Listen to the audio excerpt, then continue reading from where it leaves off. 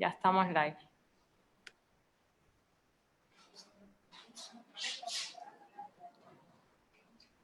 No oigo a Mari.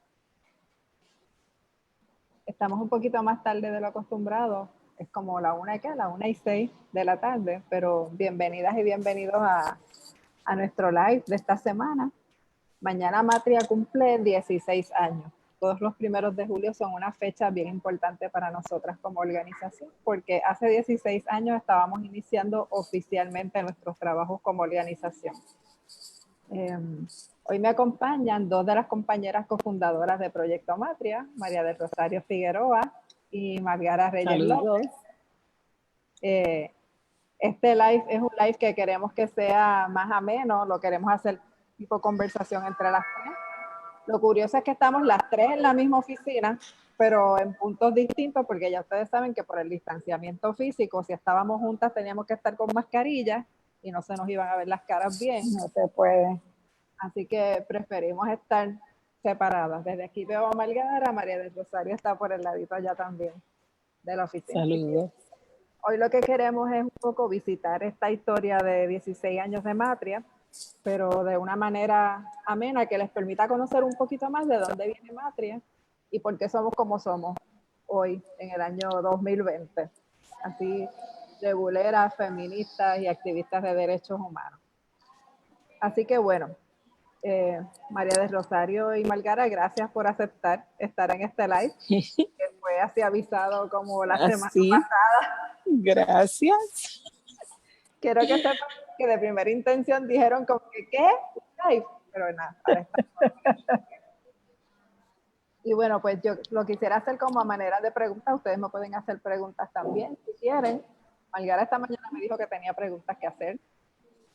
María del Rosario piensa qué preguntas nos quieres hacer a Margara y a mí. Y entonces, yo quisiera empezar, ¿verdad?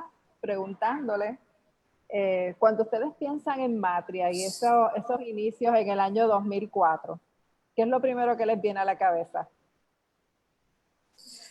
Bueno, yo siempre hablo de las oportunidades, así que en ese momento para mí fue una gran oportunidad que Matria fuera una voz para las mujeres, para las invisibilizadas, las que no tienen voz. Así que en ese momento fue una dimensión que se abre y hemos seguido trabajando en esa dimensión. ¿Y tú, María Rosa? Bueno, concurro contigo. Pienso que cuando hablo de Matria el corazón se me infla. Es una emoción bien grande y lo siento y lo digo y lo vivo como el primer día.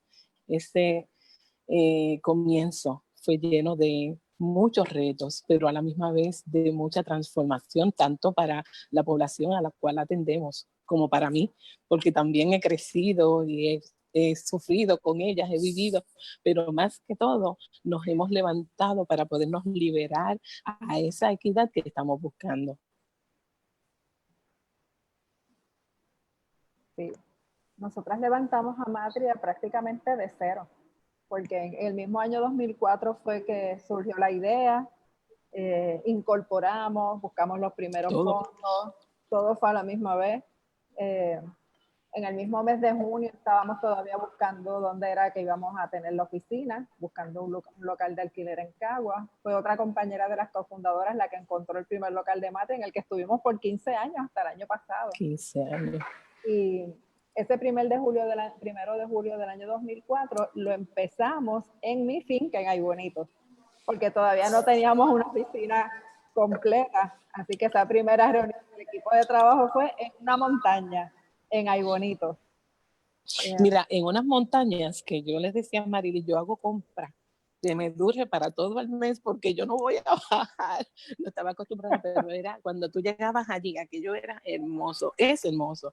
Y hacía una conexión bien fuerte y bien directa con una. Y el trabajo que se hace aquí en Matria es para estar así todo el tiempo en esa conexión. Trabajamos con las participantes, yo las veo como desde el primer día, con ese amor, ese entusiasmo y me contagian ellas, como yo las contagio a ellas también a través de unas afirmaciones que utilizo. Sí. Bueno, fíjate, Amarily, ahora que tú hablas de esa primera reunión, el el camino hacia esa finca es un camino bien tortuoso. Es un camino estrecho, sumamente empinado, como todos los caminos de Puerto Rico, tiene muchos rotos, y ciertamente uno pasa más de un susto.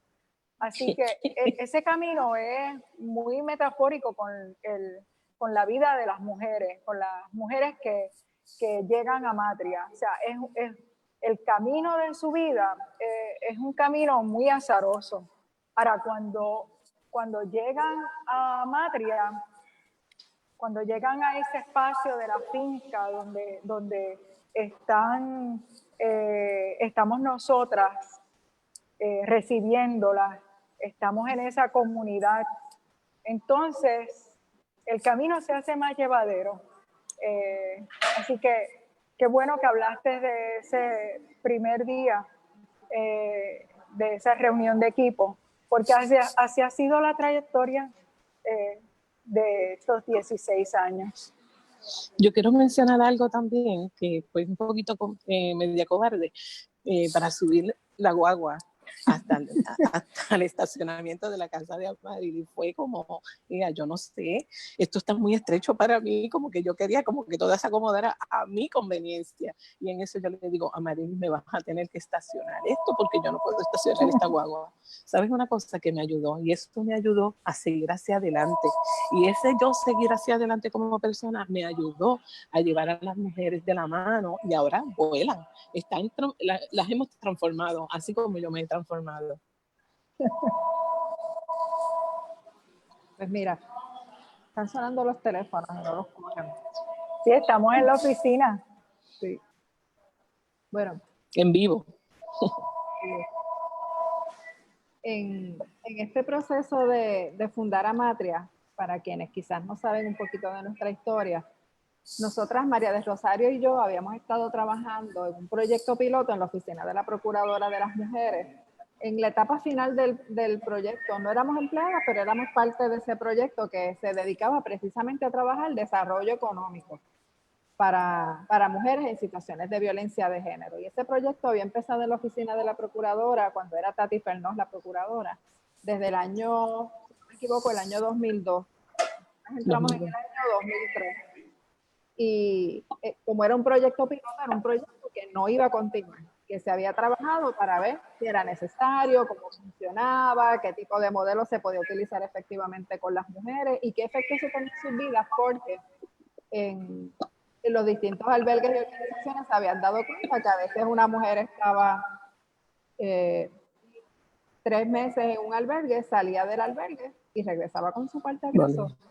La pregunta que nos hacíamos todas en albergues y en oficinas de servicio directo era, oye, ¿qué podemos hacer para que eso deje de ocurrir? Hasta más o menos ese año yo había trabajado en otra organización, en Casa Pensamiento de Mujer del Centro, y nos encontrábamos con lo mismo. Aunque yo había sido directora ejecutiva, pues siempre una termina atendiendo gente. Y yo recuerdo conversaciones con mujeres en las que no tenían auto propio, no tenían casa propia, no tenían trabajo, y mientras una las atendía, una lo que se preguntaba era, pero ¿y cómo la vamos a ayudar? Si no tiene para dónde ir, si vive en una casita en la parcela de la familia del agresor, ¿qué círculo de apoyo va a tener? Y esa historia se repetía en todo Puerto Rico y se repite al día de hoy. O sea, no nos engañemos pensando que todo eso se solucionó, al contrario, la pobreza en Puerto Rico ha aumentado. Y en aquel momento, pues los servicios tradicionales no necesariamente eran la respuesta a ese tipo de situación, así que la oficina de la Procuradora tenía ese proyecto piloto, y cuando el proyecto estaba cerrando, Fernós visitó todas las organizaciones a preguntarle si alguna quería continuar con ese proyecto de desarrollo económico. Había otro proyecto en esa oficina que era un proyecto de vivienda transitoria. Y en ese proyecto de vivienda transitoria se corría a través del Departamento de la Vivienda, que no le pagaba a los arrendadores. ¿Y el resultado cuál era? Que mujeres en situaciones de violencia doméstica que habían recibido la bendición, por llamarlo de alguna manera, de un vale de vivienda para tener techo seguro al separarse de su parte agresora, de momento tenía un arrendador o una arrendadora agresora o agresor cobrándole la renta, porque el cheque del departamento de la familia no llegaba a tiempo para pagar la renta de la casa que ella estaba viviendo. Así que FERNOS quería sacar ese programa también del Departamento de Vivienda, y lo que se les había ocurrido era que debía ser una sin fines de lucro la que tuviera ese tipo de programa, porque tienen más flexibilidad a la hora de hacer los pagos y de tramitar todas esas cosas. Y bueno, pues que no había organizaciones que en ese momento quisieran asumir ese trabajo. Era un cambio de paradigma total para quienes trabajábamos con el tema de la violencia hacia las mujeres, porque hasta ese momento lo que se pensaba era ayuda psicológica y albergue, intercesoría legal, pero no necesariamente se veía el tema de desarrollo económico y vivienda. Y bueno, un grupo de mujeres, no solamente Margara, María del Rosario y yo, estaba Eunice, ay, se me acabó de olvidar el apellido de Eunice. Rivera. Eunice Rivera. Eunice Rivera. Sí, Eunice Rivera, que era una de las trabajadoras sociales que estaba en ese primer grupo, pues estaban Eunice. Evelyn. La directiva estuvo Evelyn, que fue una de nuestras primeras compañeras también, que estuvo desde el día 1. Evelyn Rivera, estaban Sara Benítez en nuestra junta directiva, estaba María del Pilar Rodríguez, Rosianit Selpa, y la primera presidenta fue Desiree Alcántara. Desiree Alcántara. Así que ese grupo de mujeres fueron las que dijeron, bueno, pues vamos a montar esto. Y así comenzó Matria en el año 2004, luego de haber dialogado con las demás organizaciones, porque queríamos proponer algo que nos resultara y nos hiciera sentido a todas. Y Matria comenzó desde el principio bendecida, porque nosotras teníamos nuestra oficina aquí en Caguas, pero teníamos oficina también en Vega Alta, en Mayagüez, en Ponce, en Humacao, y no pagábamos y Carolina por esas oficinas. Todos esos espacios eran otras organizaciones que nos donaban el uso del espacio para que pudiéramos tener participantes a través de toda la isla.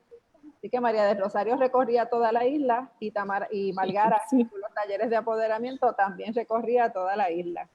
Así incluso también en adjuntas hicimos un acuerdo colaborativo con Casa Pueblo, porque teníamos participantes del área de Lares. Sí, así que Matria ha estado en distintos pueblos. Así que bueno, eso de los viajes. ¿Cuál fue el aprendizaje de los viajes a través de la isla, viendo participantes de distintos pueblos, porque son diferentes entre sí? Sí. Pero en cuanto a los viajes, era toda una aventura. En ocasiones, pues, tenía que ir a Mayagüez, otras veces a Vega Alta, como Marilis mencionó, estábamos arropando toda la isla y seguimos arropando toda la isla. En cuanto a los viajes, un poquito, pues, tú sientes que es largo, pero no sientes ese cansancio, porque sabes que vas a atender a alguien que te está esperando. Y esas mujeres allá en Mayagüez me estaban esperando, y yo, mira, y me recibían con tanto amor, y yo decía, wow, te daban deseos de seguir y seguir visitando. Y era una aventura, verdaderamente, estar en la calle. Tú te ibas por la mañana y a qué hora llegabas no sabías, pero lo importante era cumplir con nuestros servicios y hacer un servicio de calidad. Y eso era bien apreciado, porque asimismo hoy día las mujeres del 2004 todavía nos están escribiendo, las llamamos, se acuerdan de nosotras, qué bueno. Y eso hace la diferencia, esa conexión tan directa nunca se acaba, lo que se aprende nunca se olvida. Hay que hablar de los viajes y de los lugares también, porque si bien es cierto que a veces teníamos los talleres en espacios muy abiertos y hermosos, como un teatro en Casa Pueblo, en Carolina, en una casa antigua, pero también teníamos espacios bien chiquititos, y entonces hacíamos un ejercicio con las mujeres de visualización y le decíamos que en ese espacio tan pequeño nosotras nos íbamos a sentir tan libres y tan cálidas que iba a ser ese gran espacio. Y lo lográbamos. Se hacía un trabajo de imaginería y de programación mental que cubría todos los espacios. Y tengo que decir como anécdota personal que una de mis mascotas fue rescatada luego de salir de Vega Baja, de dar un taller, y apareció esa gata en medio de la carretera. Así que de los talleres pues también salieron grandes experiencias y mascotas. Sí. Algo que quiero mencionar es que basado en estos talleres que Margarita está hablando, de los talleres de apoderamiento, se hacen muchos ejercicios pues, de visualización, de alcanzar esas metas, llegar pues día a día a pensar qué es lo que yo quiero hacer con mi vida. Y cuando empezamos a trabajar con ellas, ese cuaderno de apoderamiento, es tan efectivo que hasta una misma trabaja esos ejercicios para poderlos llevar a cabo.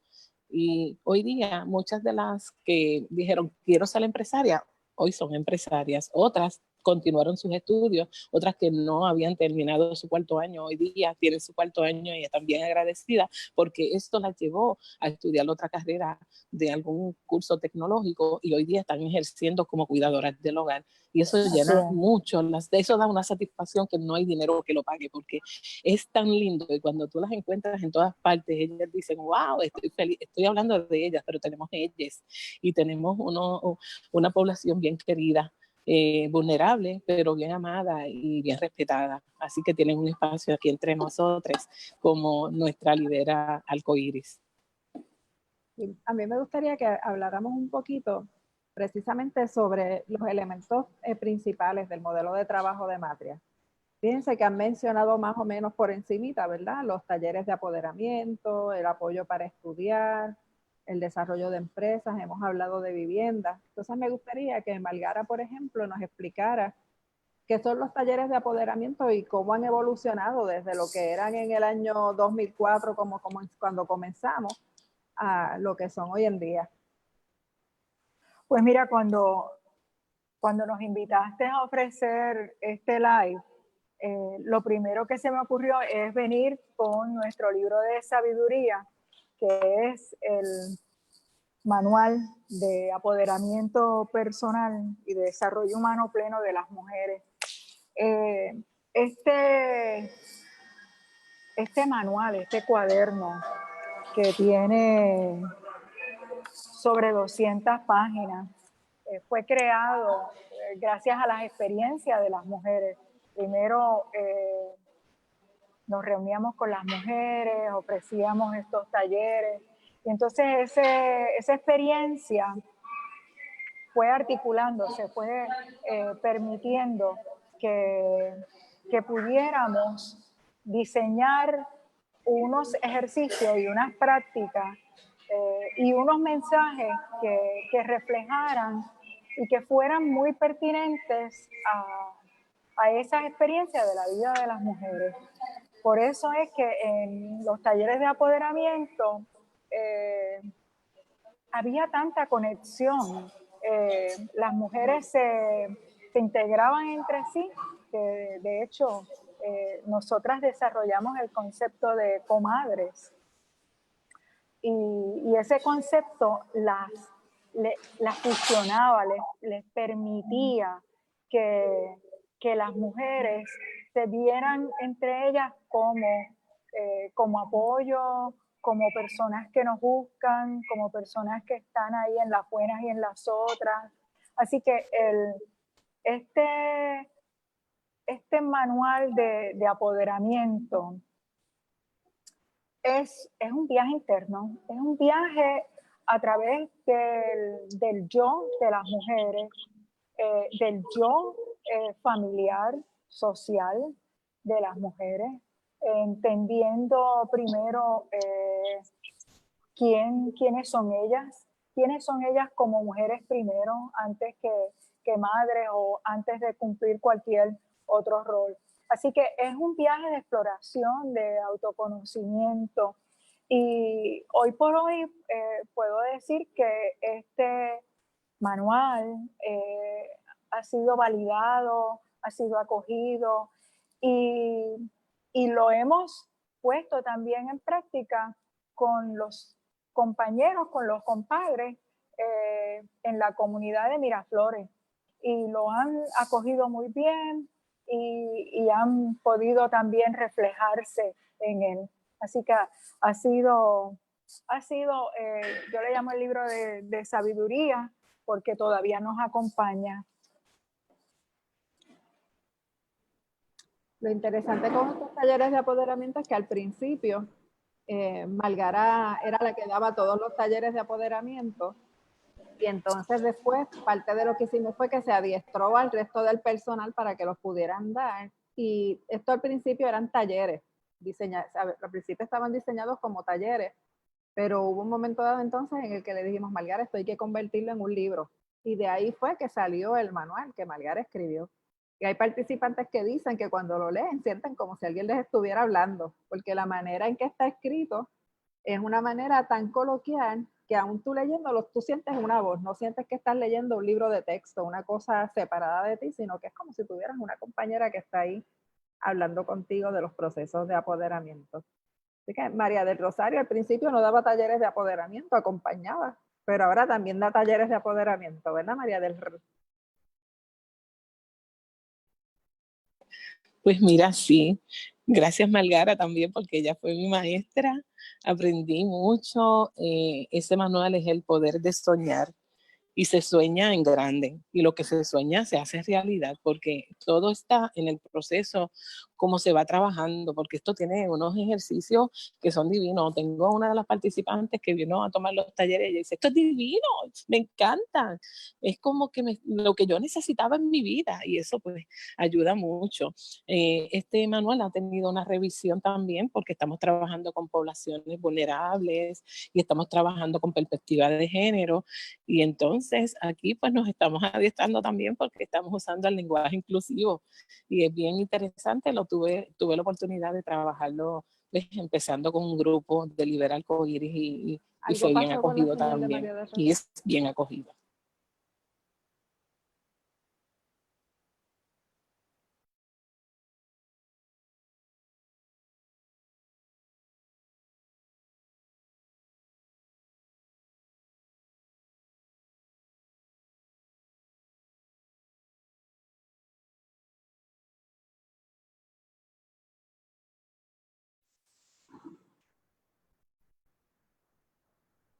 Estamos de nuevo. Se fue por un rato la señal. Bueno, María de Rosario estaba hablando de los talleres, entonces del proceso de darlo. Quita el mute para que te podamos oír. Sí, no sé si me pudieron escuchar, este manual pues ha tenido una revisión y estamos trabajando con lo de perspectiva de género, lenguaje inclusivo, y pues tuve la oportunidad de empezar en enero con un grupo de Libera Arcoíris y fue bien acogido, es bien acogido, y lo utilizamos. Estamos con todo lo que es la renovación completa de este manual. Entonces yo quería mencionar también que el tema del apoderamiento es uno de los temas principales dentro del trabajo que hace Proyecto Matria, que muchas veces hay gente que oye de Matria y piensa en activismo, o que oye de Matria y a lo mejor piensa en la incubadora, o piensa en vivienda, pero no necesariamente piensa en lo que es el modelo como tal de Proyecto Matria, que es un modelo que se basa en conceptos de apoderamiento, y un apoderamiento visto desde una perspectiva de género y feminista, porque se retan todos los roles estereotipados a los que podemos estar sometidas las mujeres. Y por dar un ejemplo, en estos talleres de apoderamiento no estamos buscando que las mujeres pasen por momentos de angustia o que lloren. Yo recuerdo que esa fue una de las primeras cosas que nosotras hablamos cuando comenzamos, ¿verdad? Que no iban a hacer talleres para que la gente se sintiera mal consigo misma, y ni tampoco talleres para estar procesando cosas que nos provocan mucho dolor. Eso se procesa en terapia, aparte. En los talleres lo que hacíamos más bien era buscar cómo reafirmar el potencial de las mujeres y que ellas pudieran ver sus fortalezas, y que pudieran ver sus fortalezas aún en medio de las adversidades. Y ese proceso de identificar las fortalezas y a la misma vez saber por qué vivimos las cosas que vivimos las mujeres es el eje que después se transfiere al resto de los programas de Proyecto Matria. Nuestras etapas de apoderamiento, que se reflejan a través del trabajo del manual y del resto del trabajo que se hace en Matria, parten de la pregunta primera de quién soy. Y no es decir, soy la hermana de, la hija de, la esposa de, ¿verdad? La mamá de, no. Es quién soy yo como persona. La segunda pregunta es cómo lo que ocurre en mi entorno me ha hecho ser lo que soy y cómo impacta mi vida, mi acceso a los derechos humanos. Después es preguntarnos qué necesitamos. Y después llega un momento dentro de ese proceso de apoderamiento en que una puede decir, oye, ya tengo lo que necesito. Y la etapa última, que para mí es la más bonita y la hemos visto con participantes, es la de, ya yo tengo lo que necesito, puedo hacer por otras personas. Puedo apoyar a otras personas, puedo acompañar a otras personas, puedo donar para otras personas. Nosotras tenemos participantes que donan alimento y comida para ex participantes, que donan alimento, comida y otras cosas para participantes actuales. Y eso es lo bonito de ese proceso de apoderamiento, porque es un proceso de apoderamiento personal, pero que a la misma vez encaja dentro de lo que es un proceso de solidaridad. Luego de los talleres de apoderamiento, nosotras nos movimos al concepto de incubación. Esos primeros años de Proyecto Matria eran años en los que estábamos trabajando con un concepto del primer año, un concepto de desarrollo económico que incluía estudios y desarrollo empresarial, pero de una manera como un poco abstracta, más tradicional, como lo hace mucha gente por ahí, que te dan los talleres de empresarismo, tú haces el plan de negocio y después vete con el plan de negocio a ver qué es lo que logras conseguir con él.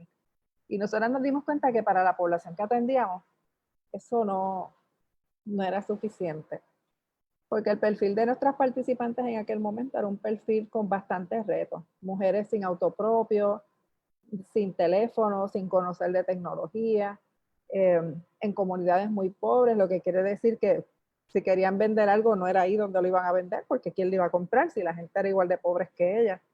Mujeres con problemas de lectoescritura. Nosotras llegamos a recibir mujeres y todavía tenemos mujeres que no saben leer y escribir. Mujeres sin apoyo familiar para el cuidado de niños y niñas, o con diversidades funcionales en sus familias, asumiendo roles de cuidadora.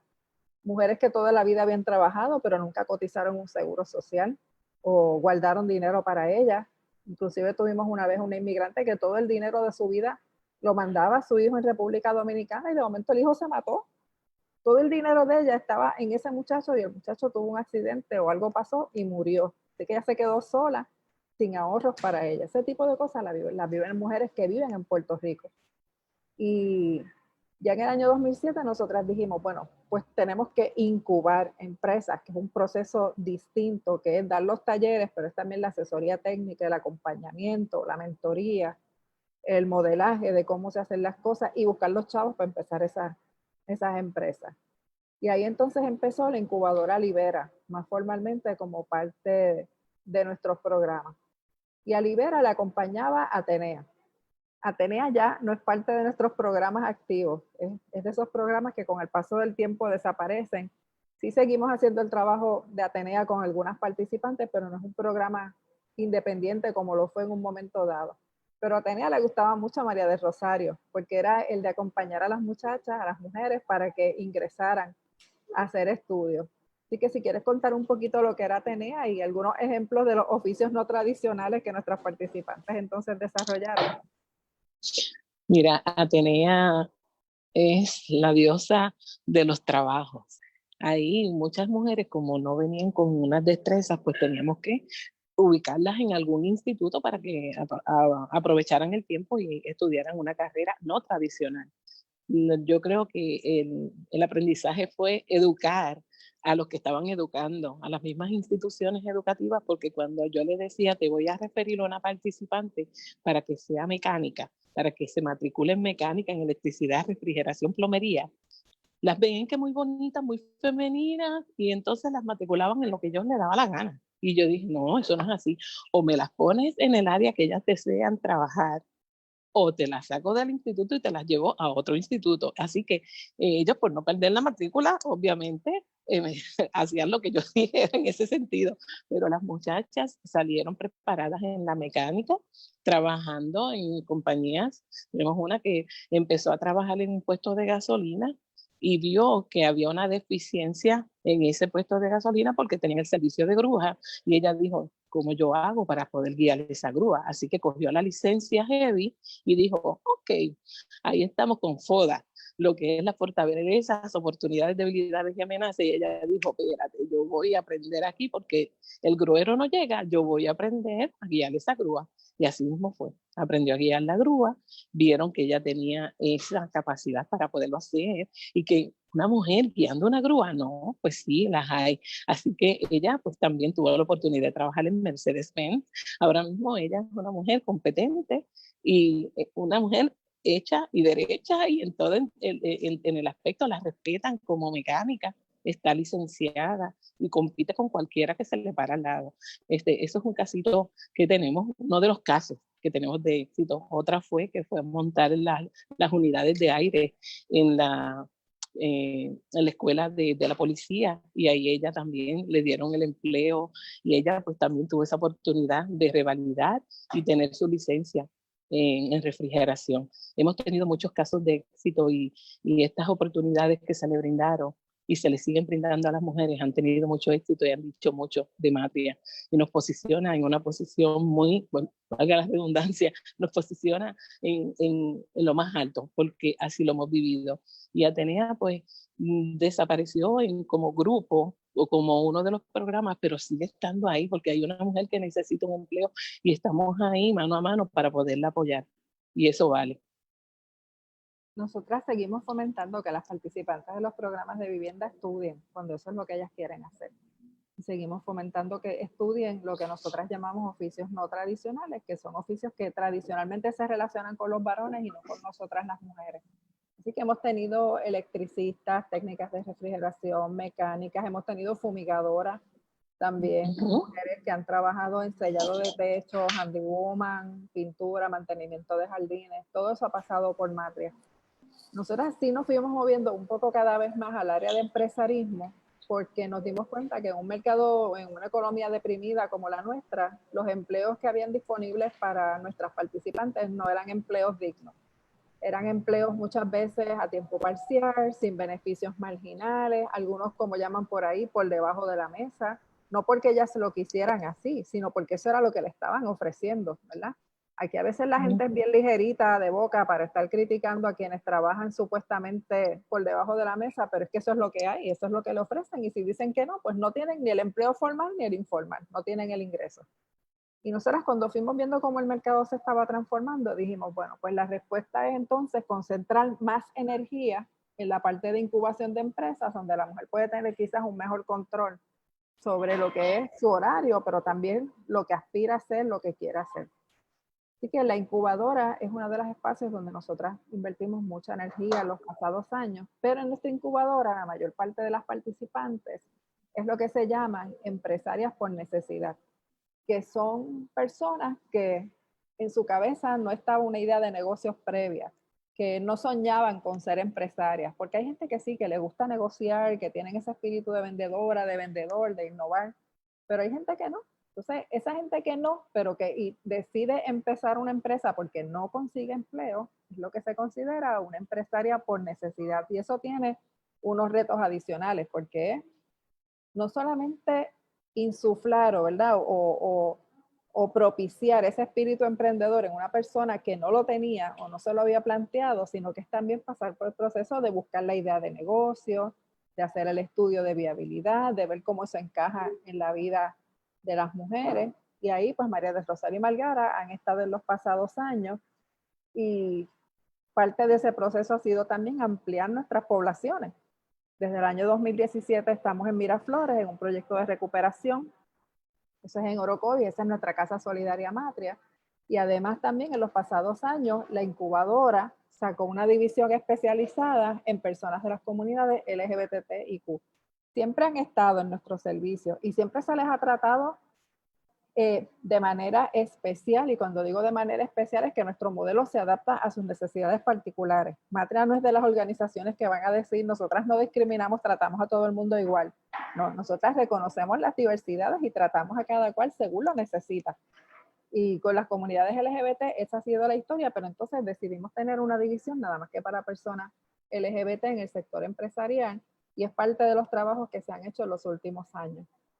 Hemos tenido muchos aprendizajes sobre lo que necesitan, pero también sobre las barreras del sistema y cómo se han ido recrudeciendo las desigualdades y cómo es cada vez más difícil incluso iniciar empresas en esta economía que está cada vez en peores condiciones. Así que, Margara o María de Rosario, no sé si les gustaría comentar un poquito sobre los aprendizajes en el proceso de trabajar con este clima económico que hay en Puerto Rico en los pasados años y también con estas poblaciones adicionales. Sí, yo quisiera comenzar con lo que tú señalaste de responder a las necesidades.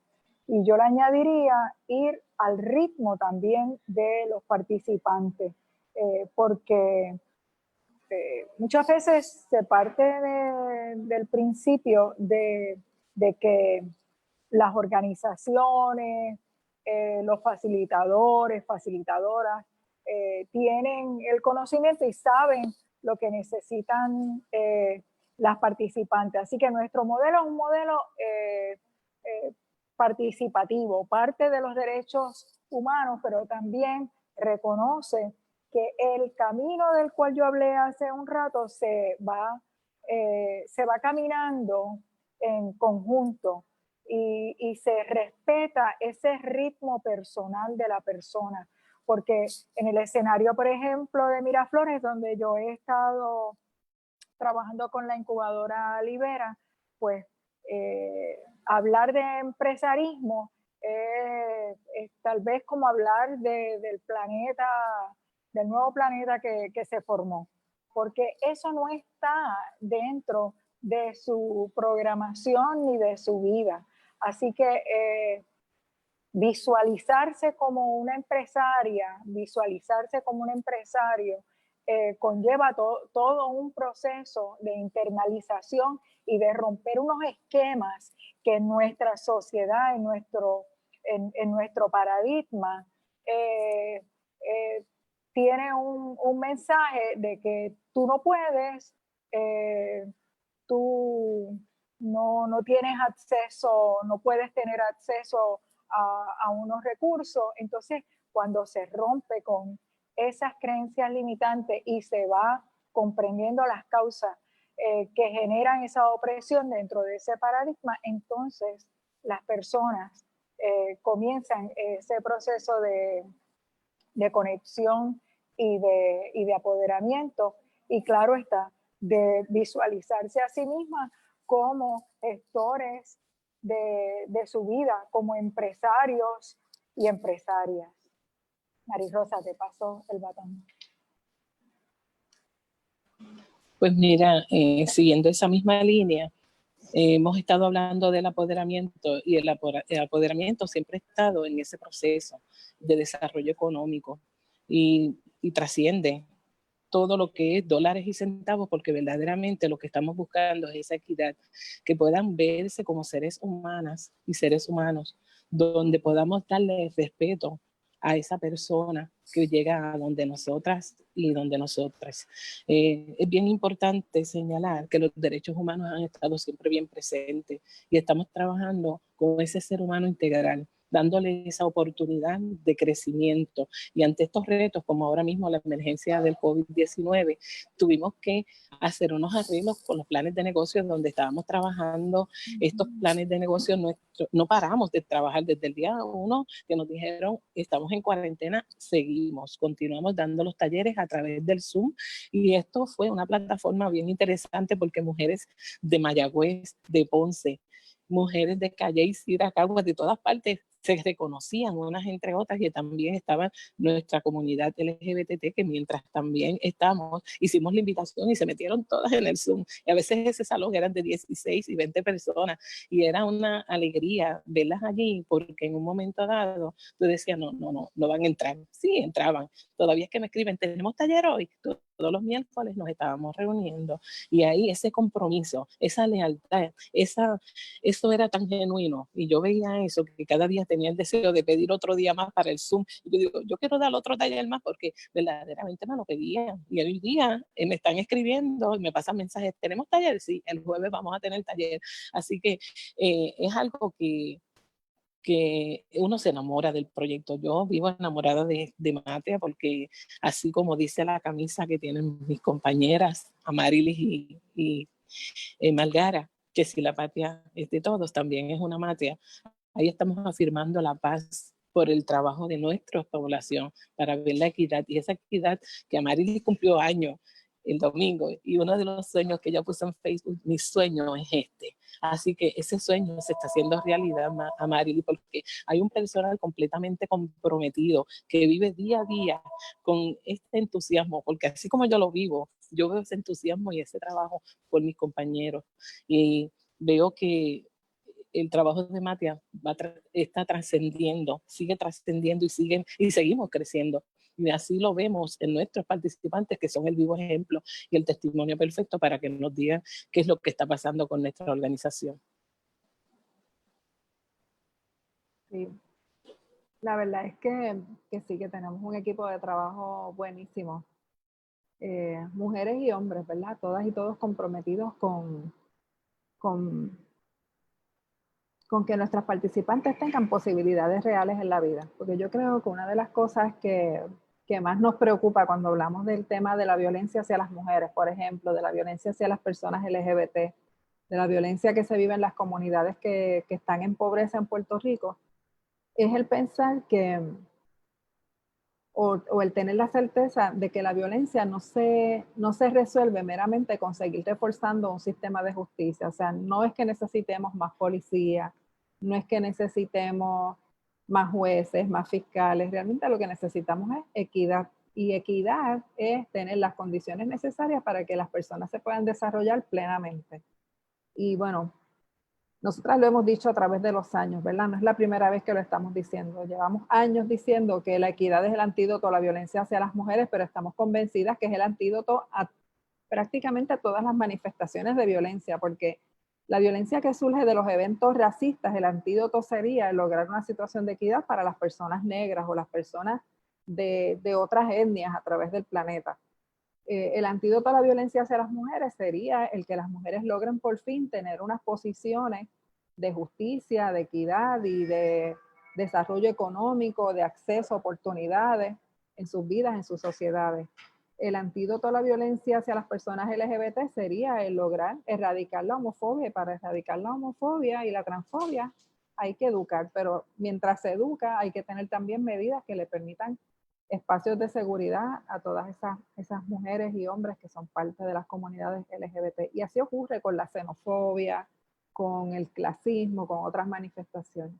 ¿Y qué pasa? Que cuando una persona llega a recibir servicios en Matria, si es una mujer, nosotros no solamente estamos mirando la violencia de género encajonada en que es algo que le ocurre por ser mujer. Nosotras miramos qué otras intersecciones de las opresiones hay en la vida de esa mujer. Si esa mujer que llega a nuestra oficina es una mujer negra, pues una mujer lesbiana, o es una mujer trans, es una mujer inmigrante, o es una mujer con diversidad funcional.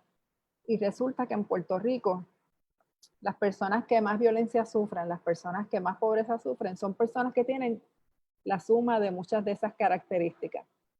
Y cuando nosotras comenzamos a trabajar en Miraflores, por ejemplo, o cuando comenzamos a trabajar directamente con personas de las comunidades LGBT, lo corroboramos. Mientras más condiciones o mientras más características se unen en una persona, de esas características que como sociedad todavía no hemos aprendido a aceptar y a respetar, más eventos de violencia y más penurias pasan. Yo siempre decía, antes de que nosotras comenzáramos nuestro programa de vivienda permanente, yo siempre pensaba que ser mujer y vivir en una situación de violencia de género era como estar en el sótano de las desigualdades, pensaba yo, hasta que comenzamos a recibir participantes con condiciones de salud mental en el programa de vivienda permanente. Y comenzamos a ver lo que es vivir en un sistema donde no te diagnostican adecuadamente, por lo tanto te dan medicamentos que alteran toda tu química cerebral y alteran toda tu capacidad de trabajo, y no hay nadie que esté pendiente de si lo que te recetaron era lo que necesitabas o qué efecto tiene en tu vida. Cuando comenzamos a trabajar con Miraflores, pues fue añadir otra capa ahí, ¿verdad? Yo recuerdo la primera vez que yo conocí a la gente de Miraflores después del huracán, había gente que estaba pálida de hambre, del hambre que habían estado pasando después del huracán María, porque no había, la tarjeta del PAN no funcionaba, no había supermercados abiertos que recibieran la tarjeta, no se habían podido preparar para tener comida almacenada para todos los días y semanas que hubo sin comida en este país. Y ver esas personas con hambre en un país donde se supone que eso no ocurriera porque Somos un país en el que, por más que se diga que estamos en quiebra, una sabe que el gobierno sí tiene dinero y que si lo utilizara bien, pudiera estar saciando el hambre de la gente y le pudiera tener a la gente con techo y tener sus derechos humanos garantizados, era bien fuerte. Y en el caso de las comunidades LGBT, cuando uno escucha las historias de trata humana, de violencia de su propia familia, de abandono de menores que están deambulando por las calles expuestos a múltiples violencias, porque nadie se quiere hacer cargo de ellas o ellas por su orientación sexual e identidad de género, una sabe entonces que el trabajo que está haciendo Matria es un trabajo que ojalá y lo pudieran repetir muchísimas otras organizaciones en todos los pueblos de la isla, en todos los espacios para atender toda la gente que necesita servicios que incluyan el acceso a vivienda, el acceso a estudios, a desarrollo económico, a empresarismo, a servicios de salud, a servicios psicosociales, apoderamiento, porque el país sería distinto. Porque nosotras, si algo podemos atestiguar en estos 16 años, es que la mayor parte de la gente en Puerto Rico y la mayor parte de las mujeres y personas que han recibido servicios en Matria son personas buenas. Y son personas que si se le proveen las condiciones adecuadas, no de manera asistencialista, sino de una manera respetuosa en la que se le dé espacio para que tomen sus decisiones y se desarrollen, hacen cosas buenas con lo que reciben, aprovechan las oportunidades y salen hacia adelante. Y eso es una de las cosas que yo creo que es uno de los más grandes aprendizajes que hemos tenido en Matria en estos 16 años. El mute, quita el mute, Margarita. Aquí va. Sí, que no solamente son personas buenas, son personas que, como todas nosotras y nosotros aquí en Matria, o sea, tienen un potencial y que cuando tú no estás trabajando por la sobrevivencia de día a día, pues entonces tú tienes una oportunidad para crear, para aportar, para poder emprender. Entonces, nosotras, ese es nuestro trabajo principal.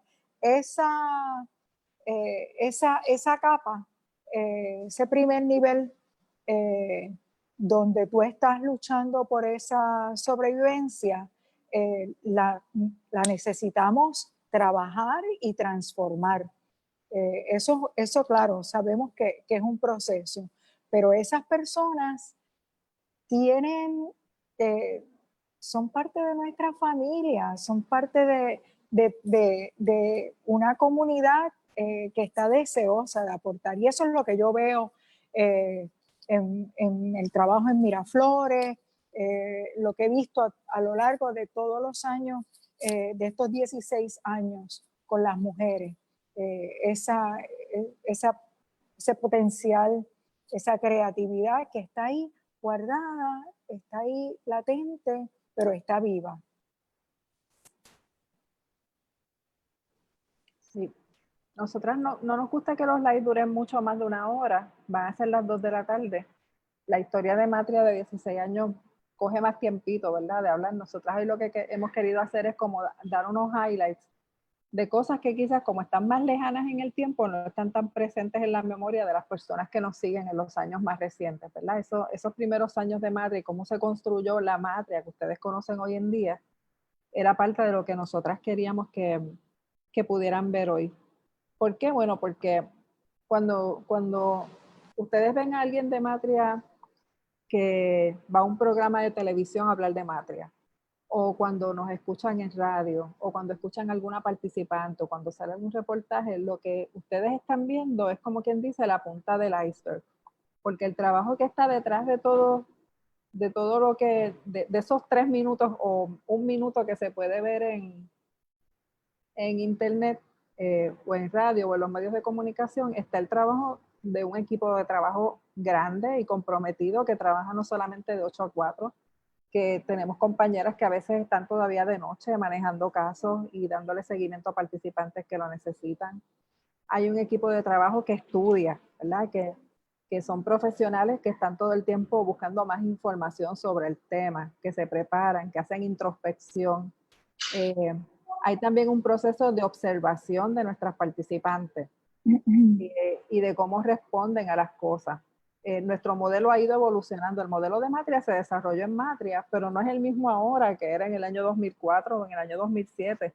Nosotras todos los meses sin falta estamos hablando de cómo cambian las necesidades de nuestras participantes. Hay un trabajo también de observación del entorno. Cuando nosotras decidimos movernos a incubar empresas es porque habíamos observado el entorno. Ahora estamos haciendo un movimiento adicional que en las próximas semanas pues van a escuchar de eso, ¿verdad? Porque estamos moviéndonos ya un poco saliendo de la incubación como hasta ahora a otro tipo de modelo de desarrollo económico. Eso tiene que ver mucho también con la observación de la economía, de la situación política, pero también de las vivencias de nuestras participantes y su necesidad de tener empleo seguro y digno.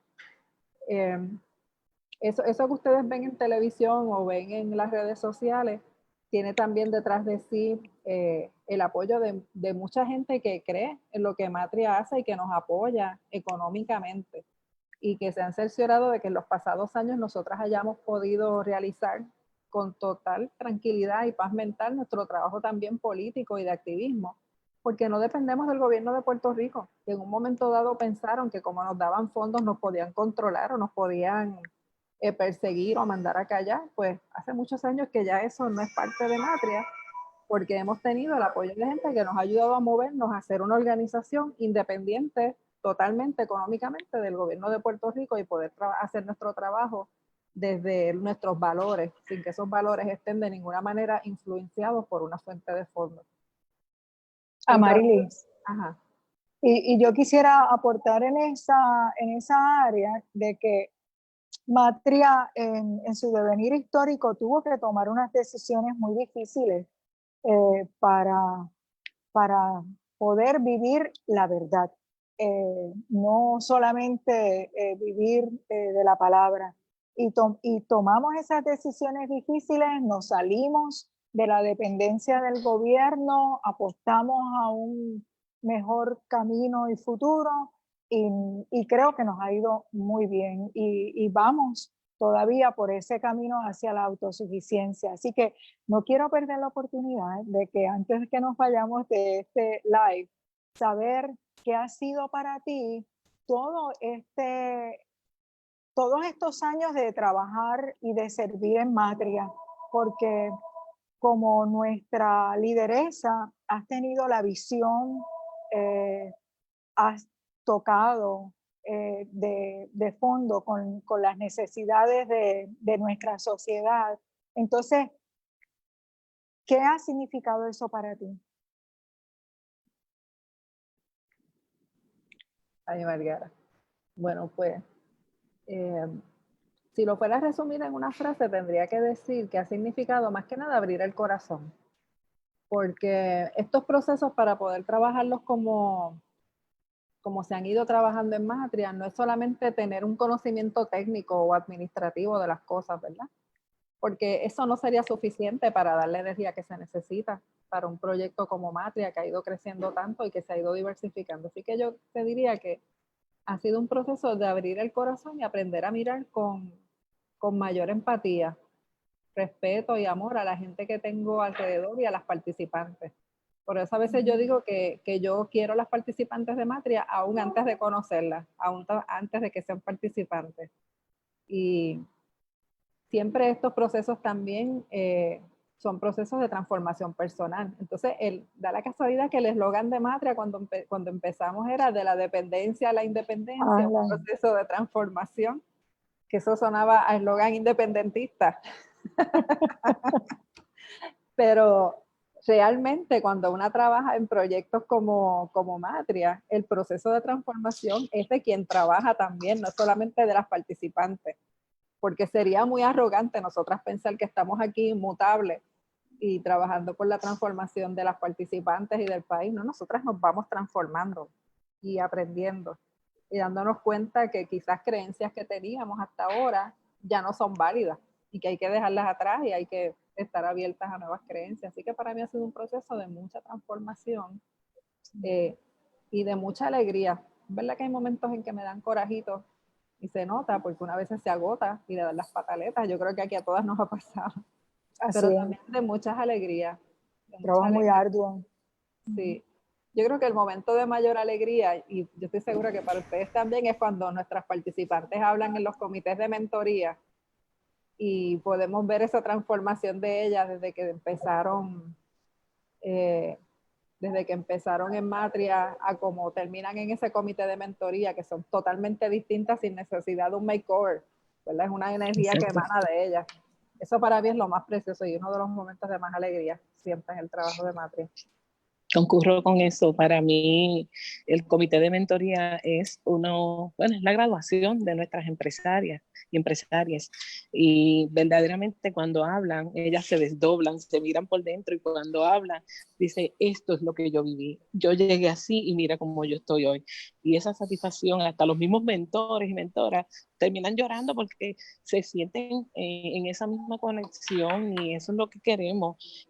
No nos cansamos de aprender, como dice Amarilis en una de las reuniones, y yo lo anoto y lo tengo siempre presente, porque no nos cansamos de aprender, de pensar y de actuar por el bien común y la equidad. La conservo esta frase a Amarilis y la llevó conmigo. Así que agradezco también a las organizaciones de Libera Arcoíris como Trans Panamá, COAI, Ararat, Trans Panamá, Ararat y Cauce, que nos abrieron pues las puertas de sus oficinas para poder dar los talleres de Libera Arcoíris, y eso vale, porque formamos una alianza, una hermandad y solidaridad. Gracias a todos. Sí. Pues fíjate, ya que mencionas esas organizaciones, siempre es peligroso hacer listas porque a una se le puede quedar gente sin querer, pero voy a tratar de hacer el ejercicio. Y cuando nosotras empezamos nos abrieron las puertas Siempre Vivas en Mayagüez, Sí. Hogar Luz en Vega Alta, Casa Julia en Ponce, la Coalición de Coaliciones en Ponce también nos dio albergue por un tiempo para dar servicio, Casa de la Bondad en Humacao, Rama en Carolina, Casa Pensamiento también. Sí, Casa Pueblo, que la mencionó ahorita Malgara. Ahora tenemos H. No puedes. Que es a Casa Juana, Colón, no puedo dejar a comer. Sí, nosotras hemos tenido muchas casas, el Promet en Santurce. Nosotras hemos tenido muchas casas. Una sola oficina realmente en Cagua, pero muchas casas, muchas oficinas satélites en distintos puntos de la isla. Porque eso es parte del trabajo en alianza. Y hemos tenido también otras alianzas importantes en el activismo. Fuimos cofundadoras del Movimiento Amplio de Mujeres, cofundadoras de CABE, de la Alianza Multisectorial por el Desarrollo Económico Comunitario. Ahora tenemos la Mesa Social, porque también... ¿Mencionaste la Ruta de las Mujeres? La Ruta de las Mujeres en el 2012. Es nuestra. Hemos dado los premios a las joyas machistas. Ay, sí. Este año los vamos a volver a dar. Sí, que los están esperando. Sí, hay 2 o 3 por ahí locos porque le demos un premio. Y hemos hecho muchas cosas en estos 16 años, así que quizás en el futuro podemos fuimos al Capitolio de Catrina, hicimos una procesión, todos. Tomamos el Capitolio en el 2009 con el Movimiento Amplio de Mujeres. Hemos hecho muchas cosas bien interesantes. Así que en algún momento tendremos que sentarnos a escribir esa historia. Pero bueno, para recapitular y retomando esto, yo les invito a que busquen un poquito más de información de Matria. Nosotras vamos a estar poco a poco los sábados sacando unas cápsulas de la historia de Proyecto Matria, para que la gente pueda ver, ¿verdad? Que la Matria de hoy pues se puede poner de pie gracias a la Matria de los pasados 16 años y de toda la gente que ha pasado por aquí en sus juntas directivas, en su equipo de trabajo, en sus personas voluntarias y todas esas organizaciones aliadas y organizaciones que nos han apoyado económicamente. Así que bueno, no sé si quieren añadir algo ustedes antes de que terminemos. Me dicen si quieren añadir algo. Agradecida. Y yo también bien agradecida y no quiero retirarme porque yo sé que nuestra... agradecida. Sí, agradecidas, y quiero mencionar también a nuestras empresarias que están ahí, nos están viendo, están escribiendo y están bien conectadas, desde un principio conectadas, así que gracias a todos por estar aquí, por vernos, por compartir esos 16 años, que sean muchos años más, porque de Matria sí se va a hablar. ¿Te acuerdas cuando te dije, Amarilis, que iba a ser como un tsunami? así mismito, pero un tsunami positivo, cambiando y transformando las vidas de las mujeres y de todos los que llegan a buscar nuestros servicios. Gracias a nuestros compañeros también que están aquí. Bueno, pues gracias a ustedes dos por aceptar estar en este live. Anne, pues yo creo que ya podemos cerrar el live.